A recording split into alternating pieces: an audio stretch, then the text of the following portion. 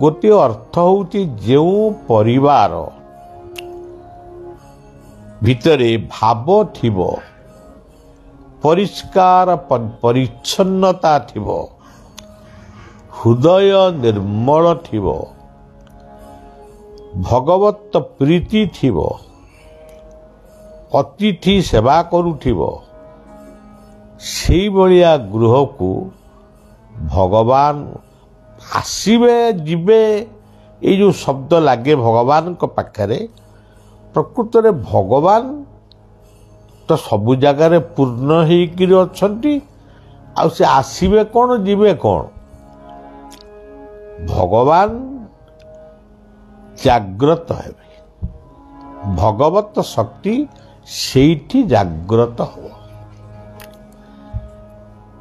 जेभली भाव रे सूर्यंकर किरण सबु जगार पड़ी किंतु जब काच देखले सूर्यंक किरणटी अग्नि रे रूपांतरित हो अग्नि रूपरे दर्शन दियंती तामाने अग्निटा सेठी भी थिला किंतु आमे ताकू उपलब्धि करि पारु नथुलु गोटे जबकाच माध्यम से अग्नि को आमे धरी पारिलु ठीक से भली भाव रे भगवान बा भगवत सत्ता बा सर्वशक्तिमान से सबुठी अछंती किंतु से जाग्रत हवे कोउठी तांको अनुभव करिवो कोउठी जोठी मन निर्मल परिष्कार परिच्छन्नता जोटी स्वतंत्र भाव रे तांको प्रति भल पाइबा रहिबो से आपे आपे जाग्रत हेबे ये गोटे अर्थ आउ गोटे अर्थ हला एटा मने रखंतु आमे गरीब हेई पारू दीन दरिद्र हेई पारू किंतु आम मन जदि निर्मल आम भाव जदि से भावग्राहींकर पदाब्जरे निविष्ट काय वाक्य मनरे आमे जदि तांको पादरे समर्पित आमर सुत बीत अर्थ जहा किछि अछि एटा आमर बोली कहि पारू किंतु मन भितरे सबु ही तांकर तांको पाई आमे सब किछि पाइचु यही भावना जदि मन भितरे आसिला भगवान आमरी भितरे अछंती यही हृदय कंदर रे अछंती आ सेठी तो अछंती सेठी जाग्रत हेले आमे अनुभव करिबा देखि न पारिबा किंतु अनुभव करिबा जे भगवान आम भितरे अछंती आप आमे अनुभव केमिति करिवु जदि आपणकर प्रभु कथा भाविला बेलू लोम मूल टांकुरी उठिब रोमांच ताहाले आपण जानिबे भगवान मो भितरे अनुभव हेले आखिरु अश्रु बही गला प्रेमाश्रु जानिबे भगवान वर्तमान मो भितरे जाग्रत हेले जदि आम भितरे उठे कंपन सृष्टि हला ताहाले भी भगवत सत्ता जाग्रत हला बोली जानिबे जदि मेरुदंड रे जदि गोटे पिंपुड़ी कामुला भली गोटे अनुभव हब ताले भगवत सत्ता जाग्रत हेबे जदि नाम करू करू मूर्छा चली गल ताले भगवान कर सत्ता जाग्रत हला देह जदि रंग बदली गला ताले भी भगवान सत्ता जाग्रत हला तेणु भगवान जाग्रत हेबे आपण निजे अनुभव करि पारिबे କିଛି ନହେଲେ ବି ଆପଣଙ୍କ ମନ ଭିତରେ ଏମିତି ଗୋଟେ ଭାବ ସୃଷ୍ଟି ହେଲା, ଆପଣ ଧ୍ୟାନରେ ବା ନାମରେ କୀର୍ତ୍ତନରେ ମାନେ ସମ୍ପୂର୍ଣ୍ଣ ଭାବରେ ଆଉ ଧ୍ୟାନ ଭାଙ୍ଗିବାକୁ ଇଚ୍ଛା ହେବନି, ନାମ ବନ୍ଦ କରିବାକୁ ଇଚ୍ଛା ହେବନି, କୀର୍ତ୍ତନ ବନ୍ଦ କରିବାକୁ ଇଚ୍ଛା ହେବନି। ଏଇ ଯେଉଁ ଇଚ୍ଛା ଶକ୍ତିଟା ସୁଦୃଢ଼ ହେଇଯିବ, ତାହା ହିଁ ଭଗବତ ଅନୁଭବ, ଭଗବାନଙ୍କର ଜାଗ୍ରତ। ଆମେ ଯେଉଁ ଭଗବାନଙ୍କର ନା ପ୍ରାର୍ଥନାଟି ପ୍ରଥମେ ଗାଇଲେ, ଜାଗ ହେ ଅନନ୍ତ ତୁମେ, ଜାଗି ଉଠ ଧରା ଦାମେ। ସମଗ୍ର ପୃଥିବୀ ପାଇଁ ହେ ଅନନ୍ତ ତୁମେ ଜାଗି ଉଠ। ଦେଖା ଥରେ ଶଙ୍ଖ ଚକ୍ର ଗଦା ପଦ୍ମ ହସ୍ତେ ତୁମେ, ଦେଖାଇ ଦିଅ ଶକତି ଇଏ ମୂଢ଼ର ମର୍ମେ ମର୍ମେ। ଦେଖା ଥରେ ଶଙ୍ଖ ଚକ୍ର ଗଦା ପଦ୍ମ। ଶଙ୍ଖ କହିଲେ ସତ୍ ସଂକଳ୍ପ, ଚକ୍ର କହିଲେ କର୍ମଚକ୍ର, ଗଦା କହିଲେ ସଂଯମ, ପଦ୍ମ କହିଲେ ଜ୍ଞାନ। ଏ ଚାରିଟା ଜିନିଷ ମୋ ଭିତରେ ସୃଷ୍ଟି ହଉ। ସତ୍ ସଂକଳ୍ପ ସୃଷ୍ଟି ହଉ, କର୍ମ କରିବା ପାଇଁ ମୋତେ କର୍ମକ୍ଷେତ୍ର ମିଳୁ, ସଂଯମିତ ହେବା ପାଇଁ ମୋତେ ଉପଯୁକ୍ତ ଗୁରୁ ମିଳନ୍ତୁ, ଯେଉଁ ଗୁରୁଙ୍କ ମାଧ୍ୟମରେ ମୁଁ ସଂଯମିତ ହେବି, ଏବଂ ମୋ ଭିତରେ ସୃଷ୍ଟି ହଉ ପଦ୍ମ। ଇଏ ଶରୀର ହେଉଛି ମୂଢ଼, ଇଏ ମୂଢ଼ ଭିତରେ ଆପଣ ଜାଗ୍ରତ ହୁଅନ୍ତୁ। ତାପରେ ଆଉ ଗୋଟିଏ ପଦ ଅଛି, ଇଏ ଜୀବନ ଭୁଲ ପାଇଁ କ୍ଷମା ଦିଅ ହେ ଗୋସାଇ। ଜୀବନରେ ଏମିତି କେହି ମଣିଷ ନାହାନ୍ତି ଏ ଦୁନିଆରେ ଛୋଟ ବଡ଼ ଭୁଲ ନ କରିଛନ୍ତି। ଯଦି କିଏ କରିନଥିବେ, ତେବେ ଛୋଟ ବଡ଼ କ୍ଷୁଦ୍ରାତି କ୍ଷୁଦ୍ର ପାପ, ଇଏ ଅପରାଧ, ପାପ ଅପରାଧ, ଅଜ୍ଞାନକୃତ ଜ୍ଞାନାକୃତ ସମସ୍ତ ଅପରାଧକୁ ହେ ଅନନ୍ତ ଗୋସାଇ ତୁମେ ଖଣ୍ଡନ କରି ମୋତେ ପାଦ ପଦ୍ମରେ ସ୍ଥାନ ଦିଅ। କେମିତି ପଢ଼ା ହେଉଛି ସେ ପଦଟିକି ପଢ଼ିଲା ବେଳେ ନିଜର କୃତକର୍ମକୁ ଚିନ୍ତନ କରିବେ। ଇଏ ଜି ଭୁଲ କ୍ଷମା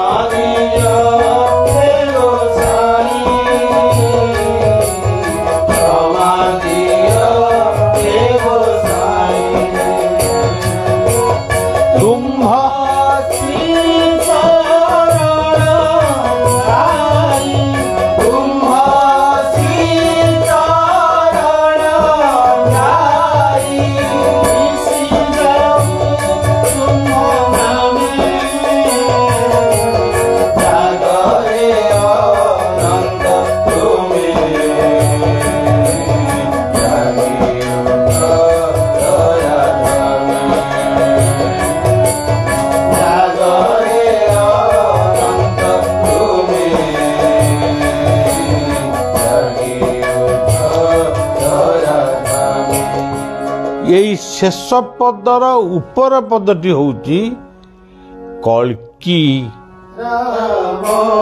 ମୂର୍ତ୍ତି।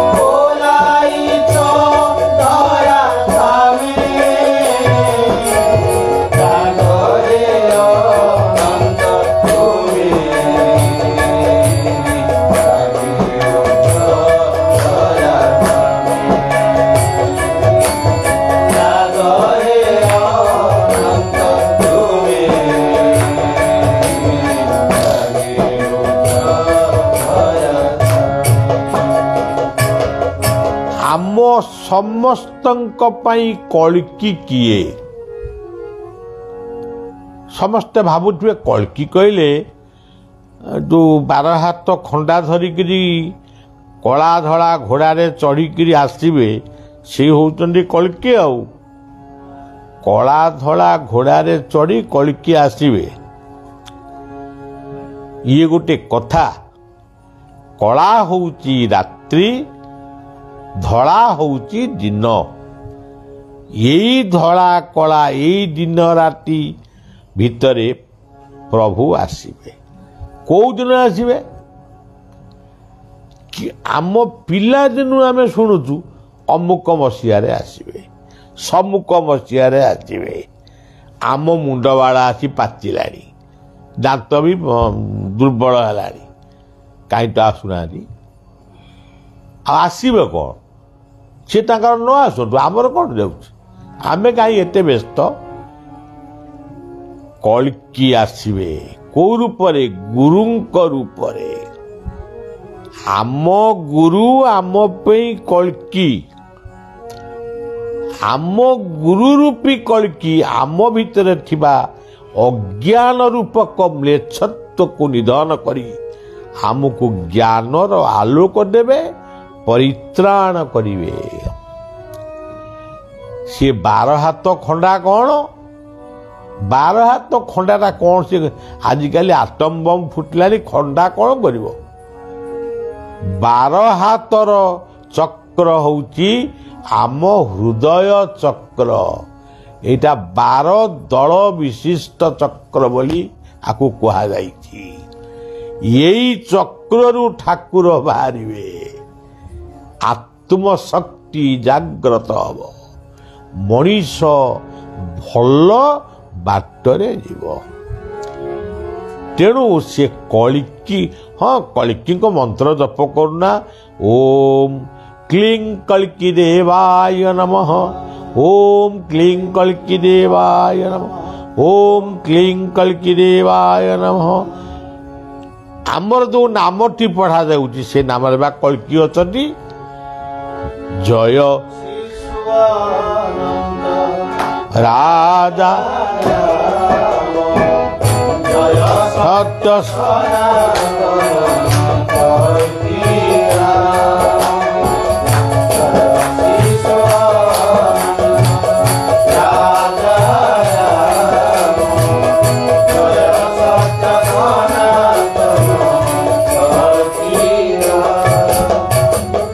ଆମର ଯେଉଁ 500 ବର୍ଷ ତଳେ ଯେଉଁ ନିତାଇ ଗୌର ଆଇଥିଲେ, ଭଜ ନିତାଇ ଗୌର ରାଧେ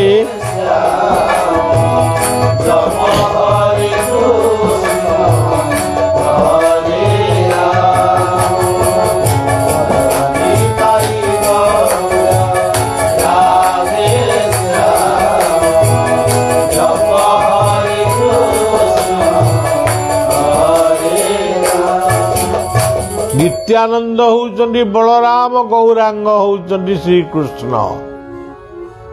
ସିଏ ଆସିକିରି ଆମକୁ ନାମ କର, ନାମ କର, ମ୍ଲେଚ୍ଛତ୍ୱକୁ ନିଧନ କର, ନାମ କର କହିଦେଇକିରି ଗଲେ। ଆମ କିଏ କହିବା? ଆମର ସେ ବିଶ୍ୱାସ ହଉନି। ତମର ବିଶ୍ୱାସ ନହେଲା ନାହିଁ, ଆମେ କ'ଣ କରିବା? ଆଉ ଯଦି ତମର ବିଶ୍ୱାସ ନ ହେଲା ତେବେ କଳ୍କି କିଏ? ଆମ କାଳିଆ ବଳିଆ ଠାକୁର, ବଳଦେବ ଆଉ ଜଗନ୍ନାଥ। ଇଏ ହେଉଛନ୍ତି କଳ୍କି। ଆଉ କ'ଣ? ଇଏ ଯୁଗର କଳ୍କି। ଆଉ ସିଏ ହେଉଛନ୍ତି ବୁଦ୍ଧ, ସିଏ ହେଉଛନ୍ତି କଳ୍କି। ତେଣୁ ଗୁରୁ ହେଉଛନ୍ତି କଳ୍କି, ନିତାଇ ଗୌରାଙ୍ଗ ହେଲେ କଳ୍କି। ତେଣୁ ମେଛ ନିବହନି ଧନି କଳ ଧୂମକେତୁ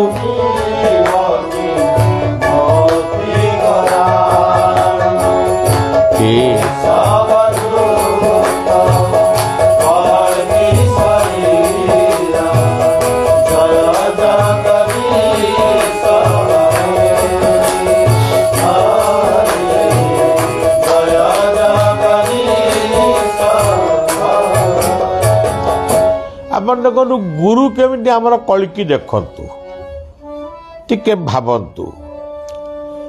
ମୋ ମନେ ଜ୍ଞାନ ଦୀପ ଜାଳି ଅଜ୍ଞାନ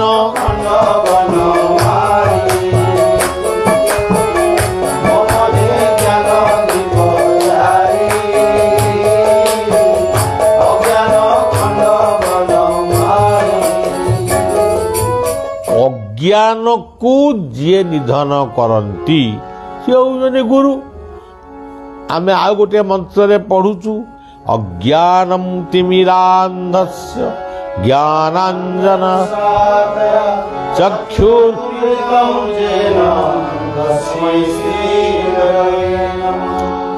ଅଜ୍ଞାନ ଅନ୍ଧକାରରେ ଯିଏ ଜ୍ଞାନର ଆଲୋକ ଧରି ଆବିର୍ଭାବ ହୁଅନ୍ତି ସେ ହେଉଛନ୍ତି ଆମ ପାଇଁ କଳିକି। ତେଣୁ ବଳିଆର କଳିକି ହେଉଛି ବଳିଆର ଗୁରୁ। ମୋର ଆଉ କଳିକି ଖୋଜିବା ଦରକାର ନାହିଁ। ସେ ଆସିଲେ ବି ମୋ ତାଙ୍କ ଆଡ଼କୁ ଅନେଇବା ବି ଦରକାର ନାହିଁ। ମୁଁ ଦେଖିଛି ଜଗନ୍ନାଥଙ୍କୁ, ମୁଁ ଦେଖିଛି ମୋ ଗୁରୁଙ୍କୁ, ମୁଁ ଦେଖିଛି ମୋର ଇଷ୍ଟଦେବ ଅନନ୍ତଙ୍କୁ। ମୋର କଳିକି ତତ୍ତ୍ୱ ସରିଗଲା। ମାନେ ଅଭିମାନାତ୍ମକ ସଙ୍ଗୀତ। ଯେମିତି ଗୋଟେ ଆମର ରାଧାକୃଷ୍ଣ ରାହାସର ଗୋଟେ କଥା, ରାଧା ଏମିତି ଅଭିମାନ କଲେ, କହିଲେ ମୁଁ ତାଙ୍କ ମୁହଁ ଚାହିଁବିନି। ମୁହଁ ଚାହିଁବିନି ତ କହିଲେ ମୁଁ ଆକାଶରେ କଳା ମେଘକୁ ଦେଖିବିନି, କାରଣ ସେ କୃଷ୍ଣଙ୍କ ବର୍ଣ୍ଣ କଳା, ତାକୁ ଦେଖିବିନି। ଶେଷକୁ କହିଲେ ତମେ ସବୁ ଆଖି ବୁଝ। ଏ ଆଖି କାହିଁ ବୁଝିବୁ ନା, ଆଖିରେ ଗୋଟେ କଳା ଦୋଳା ଅଛି, ତାକୁ ବି ମୁଁ ଅନେଇବିନି। ଏଇଭଳି ଭାବରେ ଭକ୍ତ ବା ଆମର ମହାପୁରୁଷ ମାନେ ଠାକୁରକୁ ଏଇଭଳି ଭାବରେ ଦେଖିଛନ୍ତି। ସେଠି କ୍ରୋଧ ନାହିଁ ନା ସେଠି ପରିତ୍ୟାଗର କଥା ନାହିଁ। ବୈକୁଣ୍ଠିଆର ଭଲ ପାଇବାର ସଙ୍ଗୀତ ହେଉଛି କୃଷ୍ଣ ପ୍ରେମର କଥା। ଏଇ ହେଉଛି କଥା। ଭାବଟା କେମିତିଆ ଜିନିଷ ତାକୁ କ'ଣ ସମସ୍ତେ ବୁଝିପାରିବେ? ଭାଗବତରେ କ'ଣ କହିଲେ? ଦୁର୍ଜୟ ଦେହ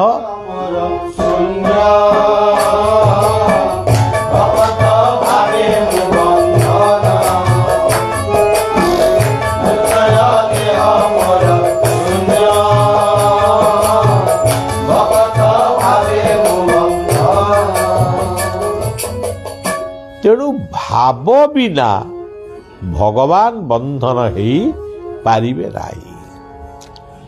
ତେଣୁ ଭାବକୁ ସେ ଗ୍ରହଣ କରନ୍ତି ବୋଲି ତାଙ୍କର ନାଁ ହେଉଛି ଭାବଗ୍ରାହୀ।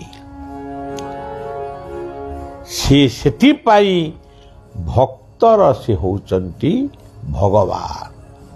ଭାବଟା କେମିତିକିଆ ତାକୁ କେବଳ ଭକ୍ତ ହିଁ ବୁଝିପାରିବ, ଅନ୍ୟମାନେ ବୁଝିପାରିବେ ନାହିଁ। ଆଜି ବାବା କହୁଛନ୍ତି ନିଜକୁ ସମସ୍ତଙ୍କ ଠାରୁ ଛୋଟ ଜ୍ଞାନ କର।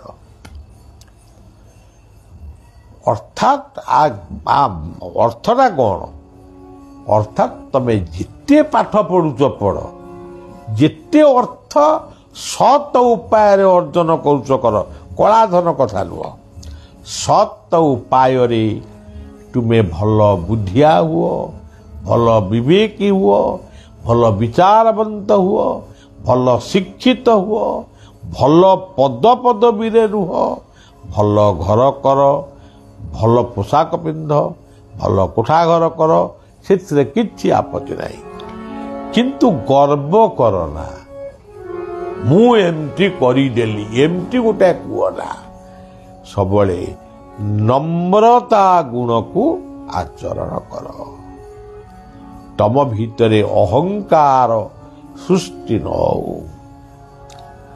ଅହଙ୍କାର ହେଉଛି ମଣିଷର ଶତ୍ରୁ, ଯାହାକୁ ଇଂରାଜୀରେ ଇଗୋ କୁହାଯାଉଛି, ଆଉ କୋଉଠି କୁହାଯାଉଛି ଆରୋଗେନ୍ସ।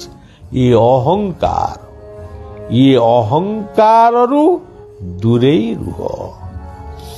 ଏବଂ ଆଉ ଗୋଟେ ଅହଙ୍କାର ହେଉଛି ଇଗ୍ନୋରାନ୍ସ, ଅଜ୍ଞତା। ଇଏ ଅଜ୍ଞତାରେ ଆମେ କହୁଛୁ ଆମେ ଏମିତି ବଡ଼ ଲୋକ, ମୋର କ'ଣ ନାହିଁ, ମୋର ବ୍ୟାଙ୍କରେ କୋଟିଏ ଟଙ୍କା ଅଛି, ମୋର ଘର କରିଛି କୋଟିଏ ଟଙ୍କା। ଏଗୁଡ଼ାକ ସବୁ ବାହାଦୁରୀ ବାହୁଲ୍ୟ ଗପକୁ ଛାଡ଼ି ନମ୍ରଟି ଫଳିନ ବୃକ୍ଷ। ଯେତେବେଳେ ତୁମେ ଅନ୍ୟକୁ ଶ୍ରେଷ୍ଠ ବୋଲି ଭାବିବ, ତା ଭିତରୁ ତୁମେ ସଦ୍ଗୁଣକୁ ସଂଗ୍ରହ କରିବ। ଏଇ ଭାବନାଟା ସୃଷ୍ଟି ହେଲେ ତୁମ ଭିତରେ ଥିବା ସେ ଅହଙ୍କାର ଆପେ ଆପେ ପ୍ରଶମିତ ହେବ। ସବୁବେଳେ ଅନ୍ୟଠାରୁ କିଛି ଶିଖ, ଦୁର୍ଗୁଣ ନୁହେଁ। କାହା ପାଖରେ କୋଉ ପ୍ରକାର ସଦ୍ଗୁଣ ଅଛି ସେଇ ଗୁଣଟାକୁ ତୁମେ ଜୀବନରେ ଆହରଣ କର। ଏଇ ଯୋଉ ସେବକ ଝାଡ଼ୁଦାର ବଳିଆ ଆପଣମାନଙ୍କୁ ସବୁଦିନେ କହୁଛି, ବିଭିନ୍ନ ମହାପୁରୁଷଙ୍କ କଥା ବି କହୁଛି। ଇଏ ବଳିଆ ଜଣେ ପଣ୍ଡିତ ନୁହେଁ, ସଂସ୍କୃତ ପଣ୍ଡିତ ନୁହଁ କି କୌର କାହାର ପଣ୍ଡିତ ନୁହଁ, ଜଣେ କର୍ମବାଦୀ ବା ବାସ୍ତବବାଦୀ। କିନ୍ତୁ ଟ୍ରେନରେ, ବସରେ, ପ୍ଲେନରେ ଯୋଉଠିକି ଯାଏ, କିଏ କ'ଣ କଥା ହେଉଛନ୍ତି, ସେ କଥା ଭିତରେ କ'ଣ ସାରାଂଶ ଅଛି, ମୁଁ ତାକୁ ମନ କଲମରେ ମୋ ମନ କାଗଜରେ ମୁଁ ତାକୁ ଲେଖିକିରି ରଖେ। ତେଣୁ ଇଏ ସଂସାର ମୋତେ ଶିକ୍ଷା ଦେଇଛି, ଇଏ ସମାଜ ମୋତେ ଶିକ୍ଷା ଦେଇଛି, ଇଏ ମଣିଷ ମୋତେ ଶିକ୍ଷା ଦେଇଛି ଏବଂ ପଶୁପକ୍ଷୀମାନେ ମଧ୍ୟ ମୋତେ ଶିକ୍ଷା ଦେଇଛନ୍ତି। ମୁଁ ତାଙ୍କଠାରୁ ଯାହା ଶିଖିଛି ସେଇ ହେଉଛି ମୋର ପ୍ରବଚନ। ଆଉ ତେଣୁ ସଜ୍ଜନ ସବୁବେଳେ ନିଜକୁ ତୃଣ ଭଳି ତୃଣବତ୍ ମନେ କର, ନମ୍ରତା ଗୁଣକୁ ଆଚରଣ କର।